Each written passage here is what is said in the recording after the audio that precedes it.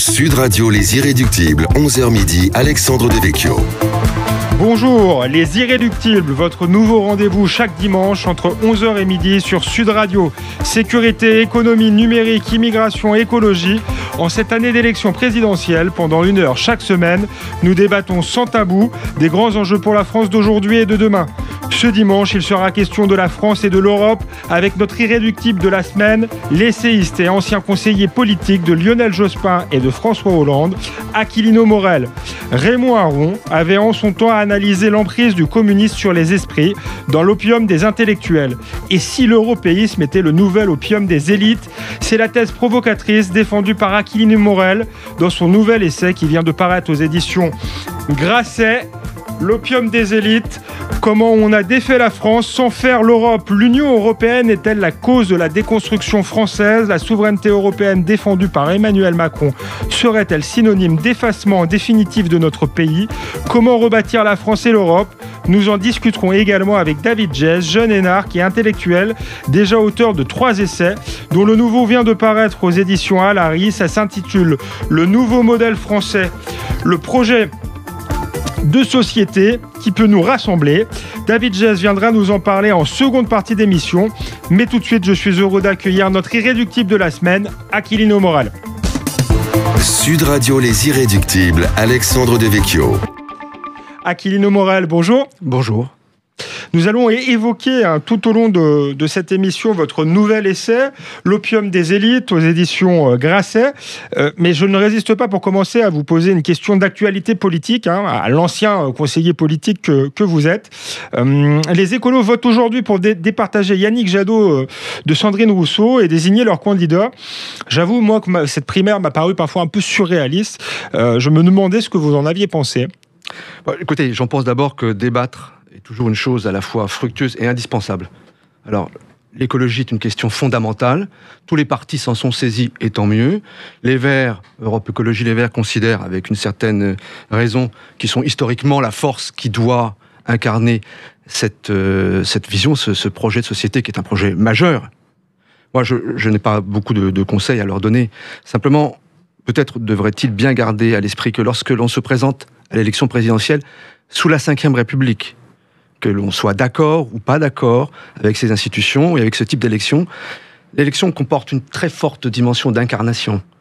Donc il ne faut pas sous-estimer cette question, il ne faut pas la prendre à la légère et considérer qu'il suffirait de choisir le candidat ou la candidate la plus sympathique ou la plus conforme à ses penchants pour l'emporter. Et par ailleurs, ne pas oublier que quelle que soit l'importance de l'idée écologiste, aujourd'hui elle est centrale. Il n'y a pas un débat dans lequel on ne soit pas amené à parler de réchauffement climatique, de biodiversité ou de lutte contre la pollution. Il faut amener avec soi tous les citoyens, tous, y compris ceux qui sont peut-être, a priori, les plus irréductibles à cette idée, les amener et pas les cantonner là où ils se trouvent et vivre dans son compte à soi. Donc, rassemblement, si c'est ça qu'ils veulent réussir leur campagne et leur élection, rassemblement, pas seulement des siens, mais des Français, quelle que soit leur opinion initiale, et incarnation. Vous avez été conseiller de Lionel Jospin, puis de François Hollande lorsqu'il était à l'Élysée. Vous avez clairement appartenu au camp de la gauche. Quel regard portez-vous sur ce camp-là? D'abord, est-ce que vous vous considérez toujours comme un homme de gauche? Mais quand vous regardez l'état de la gauche aujourd'hui, est-ce que vous y reconnaissez toujours? Enfin, comment vous voyez évoluer la situation? Vous me posez une question difficile, personnelle. Moi, je suis un fils d'immigrés. Mes parents sont venus d'Espagne pour vivre en France, pour gagner leur vie et pour fuir le franquisme. J'ai été élevé dans une famille foncièrement et totalement de gauche. Et je suis un homme de gauche, par mes références, ma culture personnelle, familiale et politique. J'ai été, vous l'avez rappelé, le conseiller de Lionel Jospin pendant 5 ans. Je suis toujours adhérent du Parti Socialiste. Et j'ai été 2 ans conseiller du président Hollande. La vérité, il faut le dire, c'est que moi, je suis de gauche, je me considère toujours comme de gauche, mais souvent, je ne reconnais pas ma gauche, qui a dérivé lentement. On y reviendra peut-être tout à l'heure.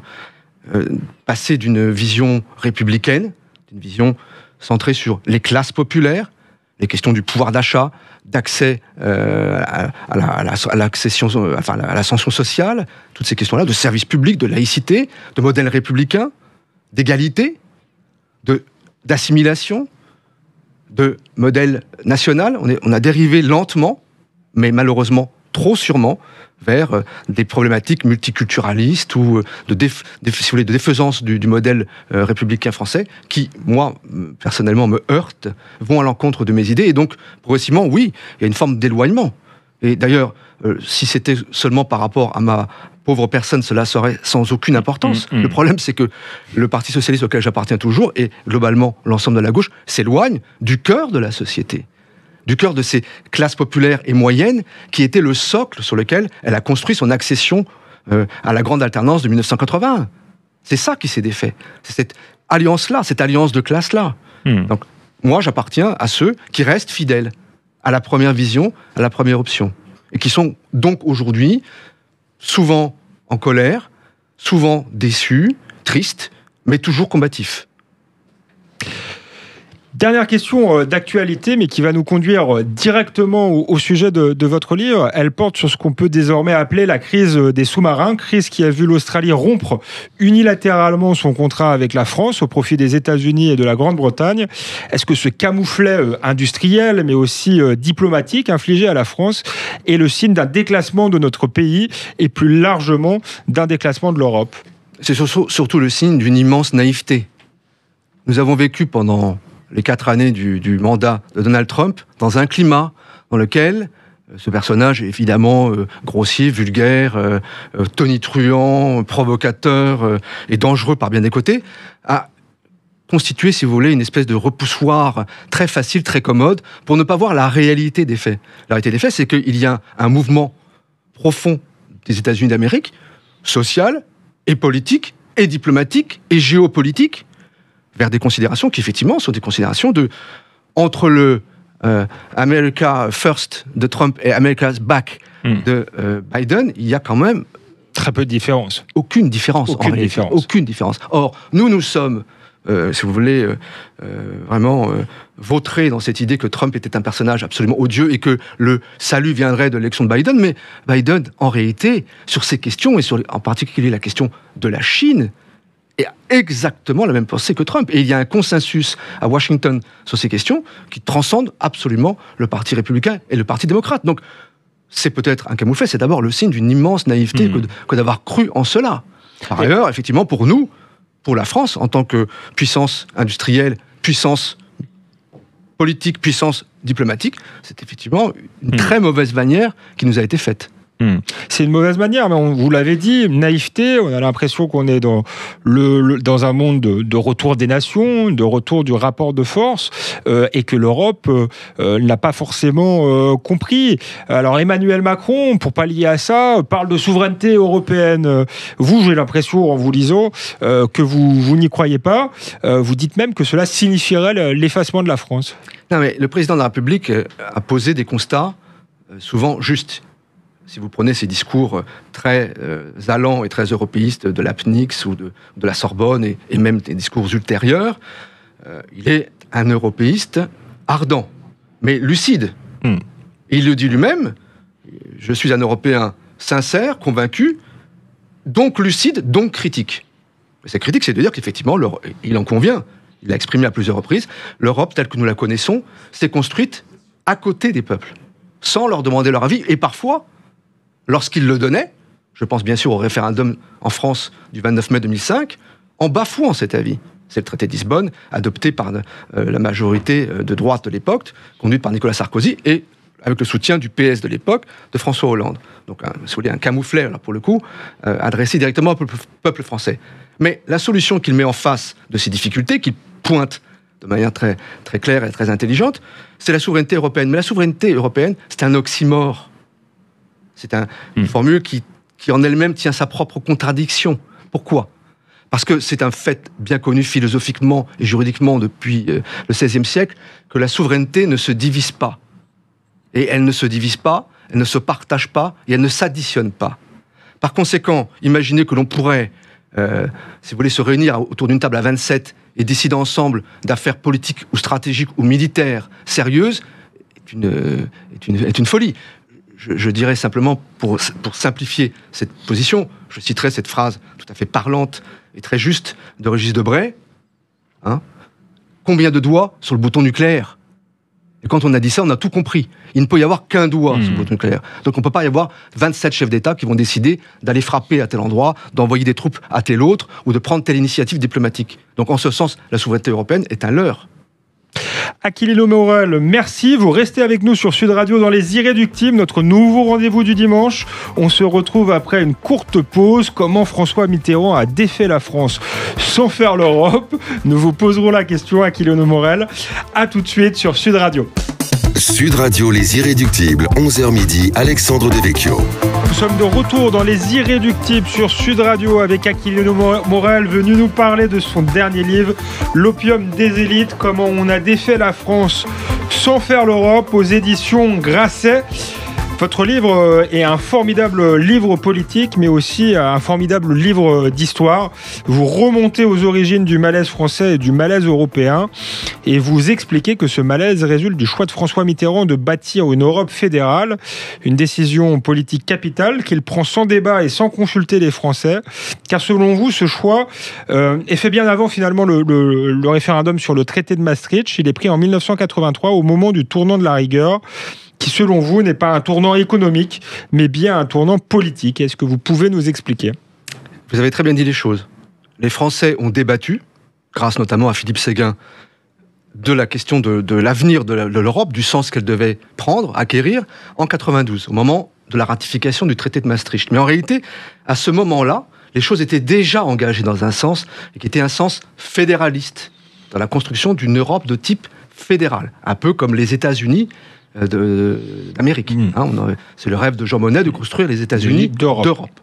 Et effectivement, cette direction a été prise au mois de mars 1983, dans ce moment très particulier qu'on a longtemps appelé un tournant libéral, le tournant de l'austérité, etc., qui est une manière tout à fait inconséquente de parler de ce moment, qui a été un moment extrêmement important pour l'avenir de la France et de l'Europe, puisque c'est le moment où un président socialiste, je dis simplement, élu peu de temps avant, 2 ans avant à peine, sur un programme précis, les 110 propositions, dans lesquelles vous ne trouverez, si vous les relisez, ce que j'ai fait, que 3 pauvres propositions sur l'Europe qui n'avaient strictement rien à voir avec ce qui s'est passé, a décidé seul qu'une défaite aux élections municipales, qui n'était en rien une déroute, mais qui était une défaite de la gauche, le 6 et le 13 mars 83, devait justifier non seulement un revirement de politique économique qui pouvait à la limite se défendre.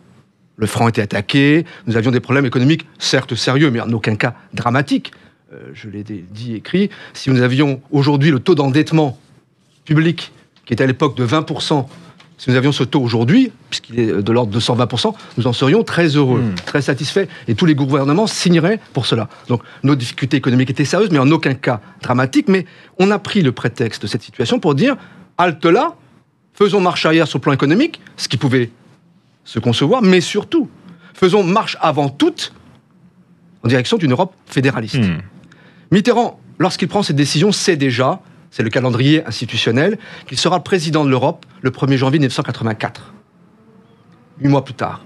Et il a décidé qu'il allait mener sa grande campagne d'Europe, et que c'était là son grand dessein, comme il l'a dit.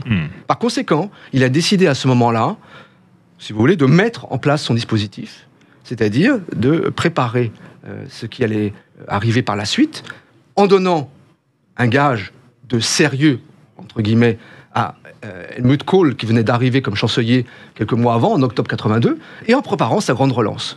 Janvier 84, il prend la tête de l'Europe.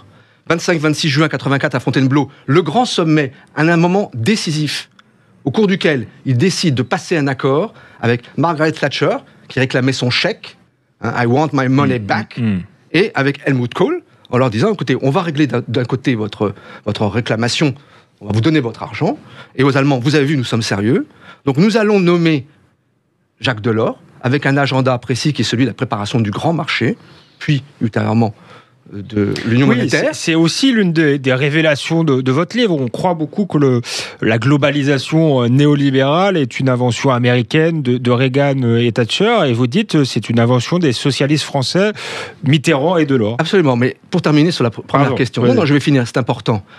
Il faut bien comprendre une chose. Donc c'est comme ça que les choses se sont passées. Mitterrand a fait nommer Delors. Delors est resté 10 ans à la Commission, janvier 85, janvier 95. Il a mis en route ce sur quoi nous en venons maintenant, c'est-à-dire ce processus de financiarisation du monde et de la globalisation via l'Europe. Je vais y revenir. Mais pour bien comprendre ce qui s'est passé, Mitterrand a toujours été un fédéraliste. C'est en fait le noyau dur de ses convictions, c'est le fédéralisme. Il était présent... Plus que le socialisme. Bien davantage. C'est une conviction de jeunesse, et de toujours. Il était au sommet au congrès fondateur des fédéralistes de l'A Haye en 1948. Il a représenté le président Queuille 8 mois plus tard, en novembre en 1948, à l'Union européenne des fédéralistes. Il a toujours été fédéraliste. Et j'ajoute qu'en mars 1968, 15 ans avant le tournant de mars 1983, il publie une double tribune dans Le Monde, 29 février, 1er mars, dans laquelle il explique que la stratégie, ce sera l'Europe, et que le choix qui va se présenter à la gauche lorsqu'elle arrivera au pouvoir, c'est le socialisme ou l'Europe. Eh bien, il a choisi. Il a choisi l'Europe plutôt que le socialisme. Maintenant, pour revenir à ce qui nous intéresse maintenant, c'est-à-dire la globalisation, la mondialisation, comme on l'a rebaptisé, pour mieux faire passer la pilule. Comment ça s'est passé ? Les Américains ont toujours été des libéraux, mais ils nous le montrent aujourd'hui. Ce ne sont pas des multilatéralistes. Eux, ce qui les intéresse, c'est les relations bilatérales, en face à face. Et puis c'est l'Amérique. Et c'est l'Amérique. Et ils n'ont pas besoin de passer des accords avec le reste du monde, parce que de toute façon, aucun pays du monde ne peut faire sans l'Amérique. Mais pour les Français, c'est notre idéologie nationale, l'idéologie des Lumières, celle du multilatéralisme. Si vous la conjuguez avec la nécessité qu'a ressenti Delors de « j'ai besoin d'avoir l'Angleterre avec moi, j'ai besoin de libéraliser le marché, de faire un grand marché, et donc d'avoir avec moi les Anglais, et donc je vais passer un accord avec eux pour faire un grand marché, 297 directives qui ont été prises après l'acte unique européen pour libéraliser complètement et former ce grand marché. En contrepartie de quoi, les Anglais, qui par ailleurs n'étaient pas concernés parce qu'ils ne seraient pas concernés par la monnaie unique et ont négocié toute une série de opting out, d'options de cela ne nous concerne pas, nous allons mettre en œuvre donc cette spirale à la fois fédéraliste et libérale. Et dans cette spirale libérale, la directive du 24 juin 1988 a joué un rôle central dans l'histoire de la France, de l'Europe et du monde. Car c'est une directive qui décide que la finance sera totalement libérée au sein de la communauté européenne de l'époque. Et non seulement cela, mais qui impose, selon le principe juridique de erga omnes, contre les autres, que pour pouvoir continuer à commercer ou échanger avec la communauté, il faut que les autres pays du monde adoptent cette libéralisation de la finance. Mais ça paraît... Et c'est incroyable de vous entendre. Pourquoi des socialistes se seraient livrés... Il n'était pas socialiste. François Hollande que vous avez conseillé, c'est peut-être même votre phrase dans son discours. Non, c'est la sienne. C'est la sienne, mon ennemi, c'est la finance. Elle est très belle, mais elle était fausse et c'est la sienne. Mais parce que, en réalité... Elle était fausse, donc il ne pensait pas. La suite l'a prouvé. Moi, je crois aux actes. Les déclarations, c'est une chose, mais les actes en sont une autre. Et je ne vois pas, dans le quinquennat de François Hollande, la moindre trace de lutte contre la finance. Si vous en avez une, vous me la donnez, je serais intéressé. Mais je ne la vois pas. Donc, enfin, laissons de côté François Hollande, ça n'intéresse personne. Revenons à ce qui intéresse les gens, c'est-à-dire l'histoire de la France. Là, nous en sommes aujourd'hui. Quand Mitterrand arrive, il arrive après 23 années d'opposition. Il a voulu être président. Il arrive à la tête de l'Union de la gauche, avec un parti communiste fort, qui est souverainiste, qui est contre l'Europe, qui est l'Europe du grand capital. Donc en fait, Mitterrand a tué ses convictions. Comme dit Jacques Delors, il a été très discret sur ses convictions européistes. Néanmoins, lorsqu'il arrive en mai 80 au pouvoir, qui nomme-t-il aux deux fonctions les plus importantes pour un président de gauche qui arrive à l'Élysée ? Jacques Delors à l'économie et aux finances, rue de Rivoli, Claude Chesson au Quai d'Orsay aux affaires étrangères. L'un était député européen. Mitterrand l'avait fait élire en 79. Il était député européen en titre. Jacques Delors. Et le second, Claude Chesson, était tout simplement commissaire européen, nommé par Pompidou, reconduit par Giscard. Donc, si vous voulez, comme gage de socialisme, on trouve mieux. Mais comme gage de fédéralisme, on ne trouve pas mieux. Donc c'est bien indiqué que c'était la direction qu'ils souhaitaient. Donc ces gens, Delors et son collaborateur Pascal Lamy, sont allés dans le sens qui était celui de leur conviction. C'est-à-dire construire une Europe fédérale. Et si le prix à payer pour construire cette Europe fédéralisée, en route vers le fédéralisme, était de libéraliser la finance, eh bien, allons-y. Et c'est ce qu'ils ont fait. Alors pour vous, le constat est très dur dans votre livre. Ça commence sur un constat finalement de décomposition de la France. Vous dites d'ailleurs que l'élection de Macron n'a pas été un nouveau souffle. Hein. C'est la conséquence en quelque sorte de cette décomposition. Et pour vous, ce choix finalement du fédéralisme qui a été fait, on le rappelle, sans débat. Aucun débat. Et peut-être la cause profonde du malaise français actuel. Mais bien entendu, puisque ce choix ayant été fait, n'ayant jamais été élucidé, explicité, débattu avec les Français, mais validé par toutes les forces politiques. J'observe que la droite, lorsqu'elle est arrivée ensuite au pouvoir, n'est jamais revenue sur ce qui avait été décidé pendant cette époque-là. Et que tout le courant gaulliste a été sabordé, est devenu l'UMP, de même que le Parti socialiste a quitté les rives qui étaient les siennes pour devenir autre chose, un parti, je ne sais pas comment on peut le qualifier, mais enfin sociétal, on va dire, et européiste. Donc tout ça, c'est des faits, parce que progressivement, sans dire aux Français là où on voulait les amener et pourquoi, sans leur soumettre cela, ils ont parfaitement compris le mouvement qui se déroulait. Et ils ont parfaitement compris aussi que chaque élection présidentielle voyait se dresser le théâtre politique sur lequel montait en scène chacun des prétendants pour déclamer sa magnifique tirade sur « je vais sauver le pays, je suis de droite, faites-moi confiance, je vais sauver le pays, je suis de gauche, faites-moi confiance ». Mais une fois arrivé au pouvoir, à l'Élysée, c'était la même politique qui était conduite. Donc ceci a désespéré progressivement, puis écœuré les Français, qui progressivement se sont réfugiés dans l'abstention. On a bien vu les proportions dramatiques que celle-ci a prises progressivement, et bien entendu, dans le recours à un parti dangereux et extrémiste, le Front National et le Rassemblement National, mais qui, lui, ne cessait de dénoncer précisément cette forme de confusion totale, d'indifférenciation, comme disent les politistes, entre la droite et la gauche. Et vous dites d'ailleurs, pour la droite comme pour la gauche, l'Europe a été une religion, hein, d'où le titre l'opium des élites. Vous, lorsque vous étiez à l'Élysée et que vous conseilliez François Hollande, vous qui n'avez jamais été très européiste, est-ce que vous aviez l'impression de blasphémer lorsque vous essayiez peut-être de changer d'orientation? Comment ça s'est passé? Je ne blasphème pas parce que je ne me situe pas. Si l'Europe est une religion... mais moi je n'étais pas, j'étais un athée, si vous voulez, ou en tout cas très sceptique.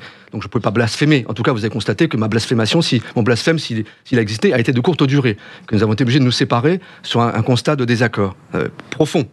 Mais ce que vous soulevez là est très important. Le camp fédéraliste, européiste, n'a jamais gagné une élection, je vais faire une exception pour Emmanuel Macron, dans un instant, en affichant ses opinions. Jamais. Jamais. Au contraire, et notamment à gauche, pour gagner, on a besoin des voix populaires, des voix de ce qu'on appelait autrefois la première gauche, des gens comme moi, qui sont des républicains, des patriotes, des gens attachés à la France et à une vraie égalité entre les citoyens. Alors là, on les mobilise parce qu'on a besoin de ça. C'est le discours du Bourget ou autre. Mais en réalité, ensuite, ceux qui gouvernent, ce sont pas les mêmes, ce sont d'autres. Exception faite d'Emmanuel Macron, qui, il faut le dire, a assumé. Il n'a pas été très explicite, mais il a assumé qu'il était européiste. Il s'est fait acclamer avec le drapeau bleu à 12 étoiles derrière lui. Il faut le reconnaître. Mais c'était un contexte très particulier. Un contexte dans lequel la décomposition était déjà extrêmement avancée. Et donc lui, avec son intelligence, avait compris que dans ces décombres-là, arriver comme il était lui, en affichant ses convictions, et en disant « oui, j'appartiens à l'élite, et je suis une élite », un membre européiste, allait lui permettre de faire ses 24,01 qui permettrait ensuite de gagner au second tour. Puisqu'on était élu finalement, il suffisait d'arriver en tête au premier tour pour être élu au second face à Marine Le Pen. Merci Aquilino Morel, vous restez avec nous sur Sud Radio dans les Irréductibles, notre nouveau rendez-vous du dimanche. On continue à parler de la France et de l'Europe après une courte pause. David Jazz nous rejoindra, jeune énarque, essayiste brillant, qui sort un nouveau livre, son troisième déjà. Comment sur le nouveau modèle français, le projet de société qui peut nous rassembler. On en parle après la pause avec David Jazz et toujours avec Aquilino Morel. À tout de suite sur Sud Radio. Sud Radio, les Irréductibles, 11h midi, Alexandre Devecchio. Nous sommes de retour sur Sud Radio avec toujours Aquilino Morel, auteur de L'Opium des élites, comment on a défait la France sans faire l'Europe, et avec David Jazz, auteur du nouveau modèle français, le projet de société qui peut nous rassembler. David Jazz, bonjour. Bonjour Alexandre Devecchio. Alors bonjour David, je crois que vous partagez avec Aquilino Morel un certain nombre de constats, notamment sur l'Europe, et sans doute une conviction, c'est que le redressement de la France passera pas nécessairement par la France. Vous défendez le modèle français et un nouveau modèle français. Est-ce que vous pouvez nous en dire plus ? Alors je le défends pas nécessairement contre l'Europe, mais ce qui est certain, c'est qu'on a besoin d'un projet national. Après 1945, la France était dans un état lamentable, à la fois sur le plan matériel, 2 millions de prisonniers déportés, un quart des infrastructures du pays étaient détruits. Au fond, la France était dans un état bien pire qu'après la Première Guerre mondiale. Et psychologiquement, la blessure de la défaite de 1940 et de la collaboration pesait très lourd sur l'inconscient collectif.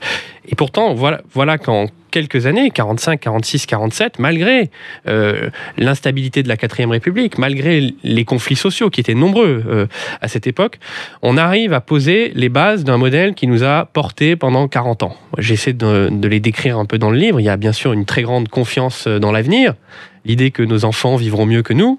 Il y a un développement industriel sans précédent tiré par l'État. Tous les Français connaissent les programmes technologiques, Ariane, TGV, le Concorde, le nucléaire, etc. Et puis il y a évidemment la sécurité sociale, qui est une co-construction des communistes, des gaullistes, des gens du Conseil national de la résistance, et qui aujourd'hui est devenue tellement évidente qu'elle est comme l'air qu'on respire. Quand on prend un test PCR, on se rend pas compte que ça coûte 133 €, parce que la solidarité nationale le rembourse. Et ce que je montre dans le livre, et qui résonne un peu avec la discussion que vous aviez tout à l'heure, c'est qu'en fait, ce modèle, il a été violemment percuté à partir des années 70 par, au fond, la mondialisation et l'accélération de la construction européenne. Et au fond, la France avait à ce moment-là l'occasion de continuer à affirmer sa singularité en s'adaptant aux transformations du monde, mais de continuer à affirmer sa singularité, au lieu de quoi une partie de l'élite française, effectivement, a choisi de brader le modèle, de le liquider, et les tournants de 83, 84, 85, 86 sont intéressants de ce point de vue-là, parce que on a un gouvernement socialiste qui arrive au pouvoir en 1980 avec un programme, soyons honnêtes, relativement infaisable dans un monde ouvert, qui était le programme en fait du keynésianisme dans un seul pays, qui se retrouve confronté à des réalités, tous les voisins font de la désinflation compétitive, les déficits explosent, et qui en fait va faire un virage à 180 degrés et va choisir l'accélération de la construction européenne, la promotion de la mondialisation libérale comme planche de substitution au socialisme qui n'avait pas fait ses preuves. Le point commun que vous avez et qu'ont une partie de la gauche aujourd'hui, c'est peut-être le retour à la nation. Ce que je vous disais, c'est que vous croyez au modèle français et vous êtes sceptique sur le modèle allemand. Par exemple, vous dites tous les deux, d'ailleurs, que les élites françaises ont été fascinées par les modèles extérieurs et notamment le modèle allemand. Est-ce que la France, est-ce que l'Europe est trop allemande aujourd'hui, David Jez et ensuite Aquilino Morel? Déjà, effectivement, il y a une espèce d'hypnose pour les modèles des autres. Dans les années 80, c'était le modèle japonais. Rappelez-vous, on disait le Japon va être la première puissance mondiale. Edith Cresson avait parlé des fourmis. Les années 90, c'était le modèle suédois et un peu le modèle danois, la fameuse flexicurité. Ensuite, il y a eu le modèle allemand. Les Allemands, ils arrivent à réformer, les lois Hartz, etc. Et puis maintenant, comme le centre de gravité du monde se déplace vers l'Asie, on est conquis par les fameuses démocraties asiatiques, que ce soit Taïwan, la Corée du Sud. Moi, je pense qu'il faut arrêter La Chine aussi, d'une certaine manière. Alors, il peut y avoir une tentation autoritaire dans une partie, effectivement, de l'intelligentsia. Mais moi, je crois qu'il faut arrêter de partir à la recherche des modèles des autres. Il faut travailler sur nos forces et nos faiblesses. Et ce déficit d'introspection nationale, de réflexion en fait sur quels pourraient être les atouts d'un modèle français, y compris dans ce nouvel environnement. L'économie, elle est mondialisée, elle ne va pas se démondialiser du jour au lendemain. La catastrophe climatique, elle est là et elle va chaque jour en s'approfondissant. C'est un sujet qu'on doit prendre à bras le corps. Et juste un mot sur la gauche. Moi, là où je trouve que la gauche est indigente intellectuellement, c'est qu'en fait, depuis 40 ans, il y a un débat entre une gauche de 81 qui n'a pas compris qu'on était dans un monde différent et qui est encore dans... C'est un peu la gauche de Mélenchon, le keynésianisme dans un seul pays, on augmente la dépense sociale et tout ira mieux. versus une gauche libérale de 83 qui, elle, est une gauche plutôt d'accompagnement, si ce n'est de démission vis-à-vis de la mondialisation et de tous ces changements. Moi, je rêve, au fond, d'une gauche républicaine qui soit réaliste, lucide, qui regarde en face les choses et qui essaie de construire un nouveau modèle français, ce que j'ai essayé de faire dans ce livre. Aquilino Morel, sur le modèle allemand, sur la gauche, qu'est-ce que vous en pensez ? Avant le modèle allemand et avant la gauche, la France. Ouais. Il est aujourd'hui temps, et je pense que la prise de conscience s'opère, de bien mesurer que nous devons rééquilibrer le système européen. Il ne s'agit pas de dire, comme on veut souvent caricaturer ceux qui sont critiques vis-à-vis de l'Union européenne telle qu'elle se construit, que nous voudrions sortir de l'Europe. Il n'en est pas question. Tout a été dit par le général de Gaulle. L'avenir de la France est inséparable de l'Europe. Et c'est tellement vrai que c'est inséparable que j'ai consacré une partie, la 3e entière de mon livre, à développer l'idée de la France-Europe. C'est-à-dire cette intrication telle entre notre nation et l'Union européenne que nous ne devons pas imaginer l'une sans l'autre. Mais il est temps de rééquilibrer et nous devons retrouver en nous-mêmes les ressources nationales pour construire notre projet. Et ce projet sera en partie un projet également européen. C'est donc une position très raisonnable. Le nationalisme, entre guillemets, que je défends, est un nationalisme raisonnable et raisonné. Donc ça, c'est très important. Et on ne pourra plus faire l'économie, comme on le fait régulièrement, d'une campagne présidentielle sans parler des questions européennes, parce que les questions européennes ne sont plus des questions étrangères, ce ne sont plus des affaires étrangères, ce sont des affaires internes. C'est la France-Europe. Bon. Pour l'Allemagne, les seuls qui disent la vérité sur la place de l'Allemagne en Europe, ce sont les Allemands. Si vous écoutez les grands intellectuels allemands, si vous les lisez, Wolfgang Streeck ou Ulrich Beck, qui sont les principaux philosophes ou sociologues allemands, qu'est-ce qu'ils vous disent ? Ils vous disent que l'Union européenne est devenue un empire allemand, de facto. Pourquoi ? Parce que le centre du pouvoir, c'est ce triangle improbable, mais très réel, Bruxelles, Berlin, Francfort, où se prennent des décisions stratégiques. Et puis parce que par ailleurs, dans cet univers-là, l'Allemagne, lorsqu'elle décide pour elle décide en fait pour l'Europe. Elle décide toute seule de sortir après Fukushima du nucléaire et de rouvrir des centrales à charbon. C'est pour nous, ça nous concerne aussi. Elle décide en 2015 de accueillir 1 million de réfugiés, ça nous concerne et ça percute l'Europe et la France immédiatement. Immédiatement. Et elle décide, après 2008, de la manière dont sera gérée la crise financière, c'est-à-dire par un monétarisme des plus stricts et une orthodoxie la plus totale. Ça concerne l'Europe et ça concerne la France. Donc, la différence entre la France et l'Allemagne, de ce point de vue-là, c'est qu'en Allemagne, personne ne trouverait incongru de dire « je défends d'abord l'intérêt de mon pays », et d'ailleurs, je ne le sépare pas de l'intérêt de mon pays, forcément, de l'intérêt de l'Union européenne. En France, toute une espèce de chape pour qui vous empêche de dire simplement que vous voulez défendre les intérêts de la France. Or, c'est le minimum qu'attendent les citoyens français d'un chef de gouvernement ou d'un président de la République, qui ensuite, ils comprennent et qu'il fasse partager aux autres que cet intérêt bien compris de la nation suppose un intérêt lui-même bien compris de l'Europe, et une projection, une articulation entre les deux, bien entendu. Mais c'est cela qu'on n'entend pas. Et c'est cela que les Français ont besoin d'entendre. Et j'espère que c'est à cela que servira la campagne présidentielle qui commence, qui s'annonce maintenant.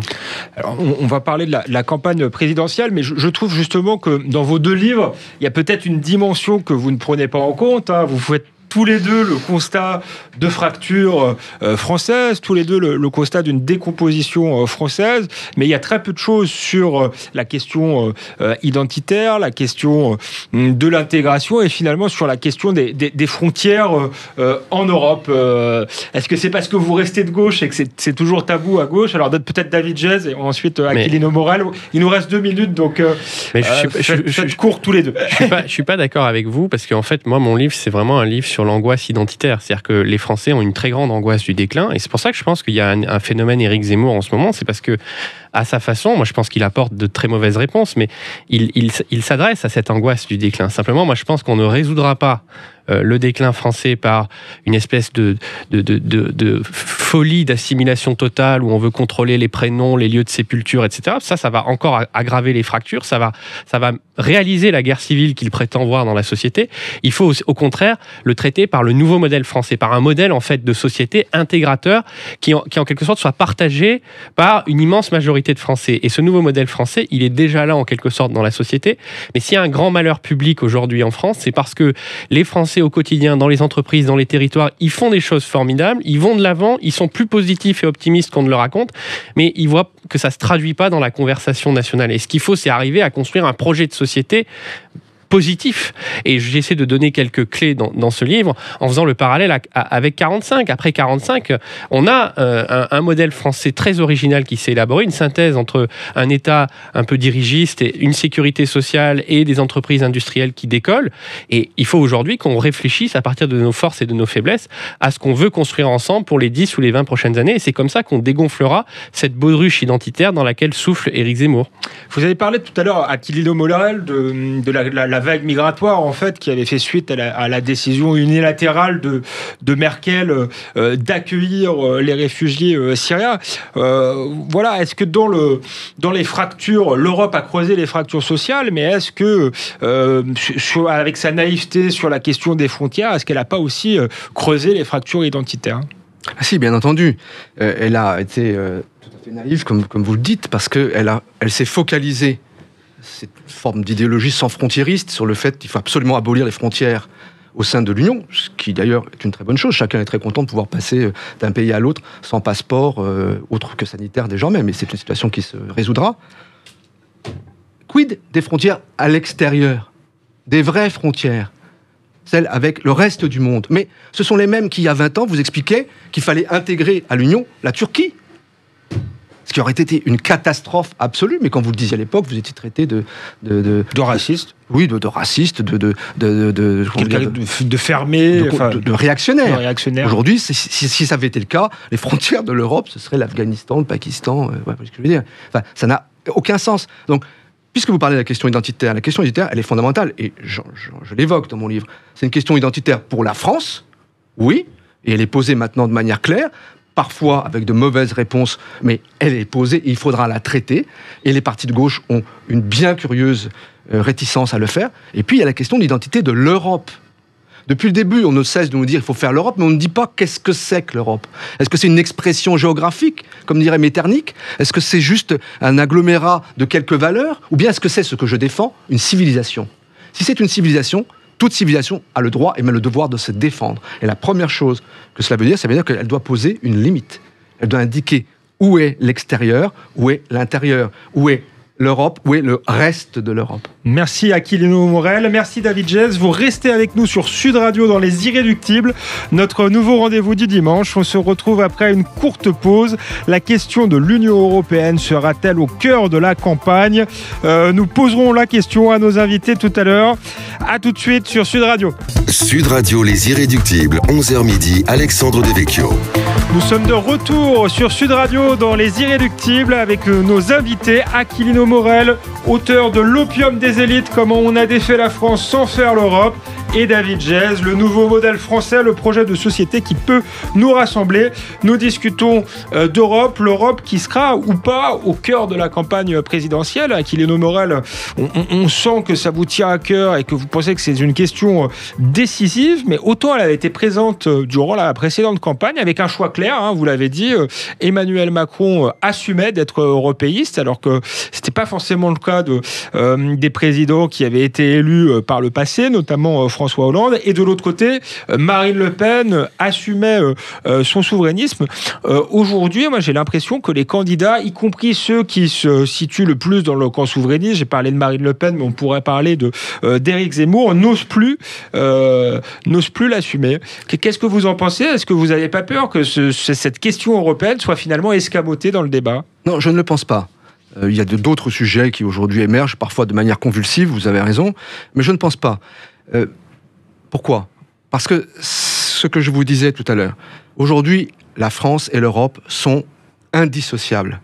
C'est la France-Europe. Et vous ne pourrez pas faire croire aux Français qu'on va pouvoir traiter telle question, la question migratoire, ou telle autre question même économique, sans aborder les conséquences que cela emporterait au niveau européen, ou les conditions européennes qu'il faudrait d'abord réunir pour mener telle ou telle politique.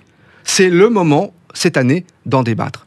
D'ailleurs, en 2017, vous évoquiez la campagne d'Emmanuel Macron. Il avait eu le grand courage, c'est exact, de se présenter tel qu'il est, c'est-à-dire un européiste, mais dans sa campagne, le thème de l'Europe n'a pas été particulièrement prégnant. Je pense que cette année, c'est le moment. Et je le pense d'autant que il me paraît à peu près certain que le président de la République, qui va présider l'Union européenne le 1er janvier, ne se privera pas, d'un point de vue tactique, de ce levier pour faire sa propre campagne. Et par ailleurs, j'observe qu'un homme qui, a priori, était tout à fait éloigné de moi, ou moi éloigné de lui, pour rester plus correct, c'est-à-dire Michel Barnier, qui a été quand même commissaire européen pendant des années, négociateur du Brexit pour l'Union européenne. Mais son changement de pied, moi, me sidère en 15 jours de changer à ce point-là de... Mais interrogez-le, mais cela veut dire quand même quelque chose qu'un homme qui a passé une grande partie de sa vie politique, après avoir été ministre ici de l'Agriculture, qui est un européiste sincère et fervent, vienne vous dire aujourd'hui, stop au fédéralisme, je ne suis pas un fédéraliste et je demande qu'on arrête qu'on interrompe cette spirale fédéraliste. Il faut rendre de la souveraineté aux États-nations et il faut arrêter l'empiètement continu de la Commission sur les prérogatives qui sont celles des États-nations. Mais vous y croyez? Moi, je trouve que c'est... Pardonnez-moi, votre livre est brillant, puissant, et vous faites ce constat, il faut que les élites redeviennent patriotes pour sauver la civilisation européenne. Est-ce que vous croyez vraiment que les élites vont redevenir patriotes comme ça? C'est-à-dire le changement de pied, moi, de Michel Barnier m'interroge. Et est-ce qu'il ne faut pas changer d'élite, tout simplement? Alors, vous avez raison, ça ne va pas se faire par un coup de baguette magique. Ça va se faire par le débat et ça va se faire par le vote. Parce que les Français vont se saisir du débat et ils vont voter. Par ailleurs, ce matin, vous avez ici 2 membres éminents et sympathiques de l'élite, en la personne de David, Jace et de moi-même, qui sont quand même tous les 2 hauts fonctionnaires, qui avons empilé un certain nombre de diplômes, mais qui appartenons objectivement à l'élite. Et nous débattons d'une question, et nous le faisons d'ailleurs avec un grand accord. Donc il y a des changements qui sont possibles. Vous avez raison, ce sera un combat. Mais ce combat, il faut le conduire. Et ce n'est pas en se disant qu'il est perdu qu'on parviendra à l'emporter.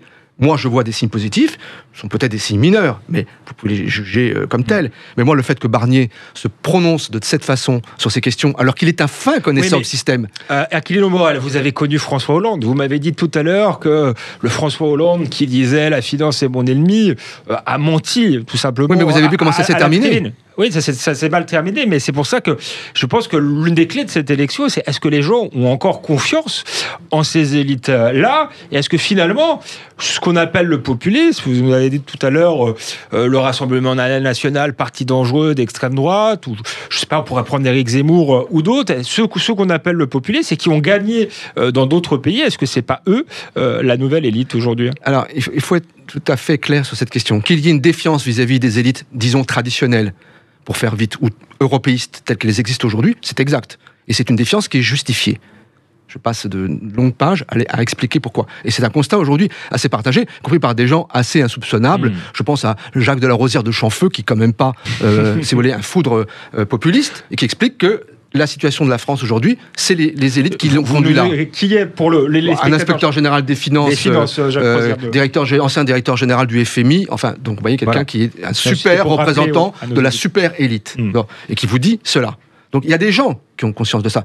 Faudra-t-il changer une part de ces élites? Oui, mais c'est d'ailleurs un résultat qui a déjà été en partie engrangé. Un des grands intérêts de la victoire d'Emmanuel Macron en 2017 a tout de même été de dégager tout un tas de gens qui étaient là comme des politiciens professionnels et qui n'apportaient plus rien au pays. Maintenant, reste le grand œuvre. Le grand œuvre, c'est transformer les élites en des élites qui doivent redevenir des élites patriotes. Est-ce que vous êtes d'accord avec ça, David ? Moi, j'ai une vision assez pragmatique de l'Europe. C'est-à-dire que oui, il y a un socle de valeurs, liberté, égalité, les Lumières, et puis aujourd'hui, ce qu'on appelle économie sociale de marché, c'est-à-dire des économies libres, mais qui sont avec une forte redistribution. Après, l'Union européenne comme construction institutionnelle, pour moi, c'est comme une association professionnelle. Vous voyez, la Fédération française des banques, par exemple, c'est-à-dire que parfois, vous avez des intérêts qui sont alignés, et ça peut être très utile. Donc, quand il faut hausser le ton face à la Chine ou aux États-Unis, qu'il faut mettre une taxe carbone aux frontières, il y a un marché de 500 millions de consommateurs, ça peut être un levier très puissant. Il ne faut pas croire que la France, l'Italie, toutes seules peuvent... On en parle depuis longtemps, la taxe carbone. Je pense que là, on a fait des progrès ces derniers temps et que ça peut arriver assez rapidement. Donc ça peut être utile quand on a des combats communs. Et puis parfois, il faut savoir reprendre ses billes. C'est comme les associations professionnelles. Parfois, BNP, Société Générale, elles ne sont pas d'accord. Et l'Europe, c'est pareil. Et donc, je crois qu'il faut qu'on retrouve cet esprit gaulien très pragmatique qui disait c'est un amplificateur de puissance, c'est un levier d'Archimède. L'Europe, c'est profondément une confédération d'États-nations et elle a commencé à partir en vrille, en un sens, à partir du moment où elle s'est dénationalisée, c'est-à-dire où il y a une espèce de couche bureaucratique autonome qui s'est constituée et qui s'est ossifiée sans prendre en compte les intérêts des nations. Et pourquoi les Allemands tirent mieux leur épingle du jeu aujourd'hui ? C'est parce que un certain nombre de principes juridiques sur lesquels l'Europe est bâtie sont parfaitement conformes au modèle allemand. La stabilité monétaire, l'ordolibéralisme, le fait de graver dans le marbre un certain nombre de règles économiques. Si vous voulez, la grande défaite française, c'est qu'on pensait avoir le monopole des idées sur l'Europe, mais on était tellement accaparés par nos discours philosophiques qu'on a laissé les bureaucrates dans les soutes construire, tisser, coudre une Europe plus en phase avec l'Allemagne et avec le modèle allemand, dans le détail, en quelque sorte, des textes. Donc il faut aussi qu'il y ait une vraie stratégie d'influence française. Je suis d'accord avec ce que vous disiez sur les élites, mais je crois aussi qu'il faut que la France soit capable de proposer sa vision de l'Europe et de l'imposer dans les discussions européennes qui restent encore aujourd'hui quand même beaucoup des discussions entre États. Et ça, c'est un combat qu'on a un peu laissé tomber ces dernières années. Et j'espère que cette présidentielle sera l'occasion de le mener, même si malheureusement, la question européenne est souvent un peu passée par pertes et profits. Oui, Aquilino Morel, vous résumez le choix de la future présidentielle à cette formule, Charles de Gaulle ou Jean Monnet, tel sera le choix du prochain président de la République. Est-ce que Macron sera plutôt Jean Monnet ou le général de Gaulle ? Il a quand même commencé comme Jean Monnet. C'est à lui qu'il faut poser la question. Et d'ailleurs, je dis c'est pour le prochain président de la République. Et on ne le connaît pas, le prochain président de la République. Donc on posera la question au prochain président. Mais moi, ce qui est important, ce sur quoi j'insiste, c'est que ce débat aujourd'hui sur l'Europe, ce n'est pas un débat sur l'Europe. Je sais bien qu'on dit toujours, quand on parle de l'Europe, c'est soporifique, ça détourne les auditeurs, les téléspectateurs, les lecteurs. C'est un débat... On a quand même fait une heure sur l'Europe. Non, on a fait un débat sur la France. Exactement. C'est pas sur l'Europe, c'est sur la France. La France, aujourd'hui, dire que vous allez débattre de la France sans poser la question de l'avenir du modèle européen, est-ce que ce doit être une confédération ? Oui. Ou une fédération ? Non. En tout cas, ça, c'est ma position, avec celle de Charles de Gaulle, de David Geiz, je suis très content de l'entendre, et de Valéry Giscard d'Estaing, ce qui était quand même...